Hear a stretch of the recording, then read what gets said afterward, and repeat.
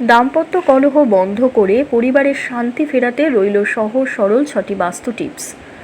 বাস্তু সমস্যার জন্য অনেক সময় দাম্পত্য কলহ হয়ে থাকে, যা দুটি জীবনকেই চ্যালেঞ্জের মুখোমুখি ফেলে দেয়। এই অবস্থায় বাস্তু নিয়ম মেনে চললে অনেক সময় এই সমস্যা থেকে মুক্তি পাওয়া যায়। স্বামী স্ত্রীর বিবাদ এক একটা ঘরে লেগেই থাকে।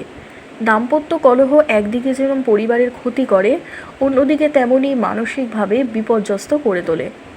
বাস্তু সমস্যার জন্য অনেক সময় দাম্পত্য কলহ হয়ে থাকে, যা দুটি জীবনকেই চ্যালেঞ্জের মুখোমুখি ফেলে দেয়।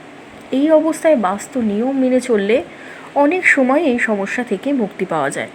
6টি বাস্তু টিপস রয়েছে যা আপনার সমস্যা সমাধান করতে পারে। শয়নকক্ষ। আপনার শয়নকক্ষ বা শোয়ার ঘর হলো আপনার স্বর্গ বা শান্তির জায়গা। বাস্তু অনুসারে সর্বদাই বাড়ির দক্ষিণ দিকে আপনি শোয়ার ঘর করুন। দক্ষিণ দিকের শোয়ার ঘর যে কোনো সম্পর্কের নিরাপত্তা স্থিতিশীলতাকে বাড়িয়ে তোলে। রং। বাস্তু অনুযায়ী বাড়ির রঙের উপর অনেক সময় নির্ভর করে দাম্পত্য সম্পর্ক। বৈবাহিক জীবনে সম্প্রীতি বাড়াতে নীল, সবুজ বা নরম প্যাস্টেলের সেটগুলি বেছে নিন, কারণ তার একটি শান্তিপূর্ণ পরিবেশ তৈরি করে। আপনার মানসিক বন্ধনকে শক্তিশালী করার জন্য এগুলো উপযুক্ত। বাড়ি শৃঙ্খলা। বাড়ি ঘর সর্বদা সাজিয়ে গুছিয়ে পরিষ্কার করে রাখুন।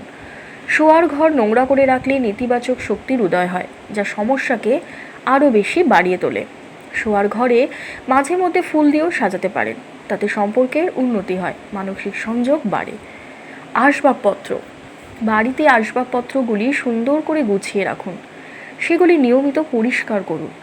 অযথা শোয়ার ঘরে প্রচুর পরিমাণে জিনিসপত্র রাখবেন না, তাতে সম্পর্ক ভাঙতে পারে এবং তার মধ্যে নেতিবাচক শক্তি প্রয়োগ হতে পারে।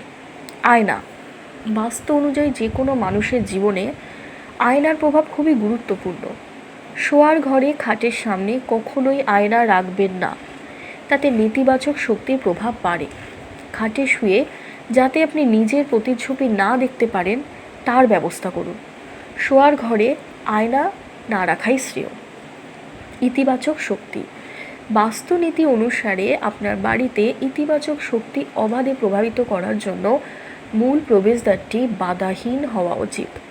একটি আমন্ত্রণমূলক প্রবেশদ্বার একটি উষ্ণ এবং স্বাগত জানানোর পরিবেশ তৈরি করবে, যা আপনার এবং আপনার স্ত্রীর মধ্যে স্পন্দনকে উল্লেখযোগ্যভাবে উন্নত করতে পারে। ধন্যবাদ।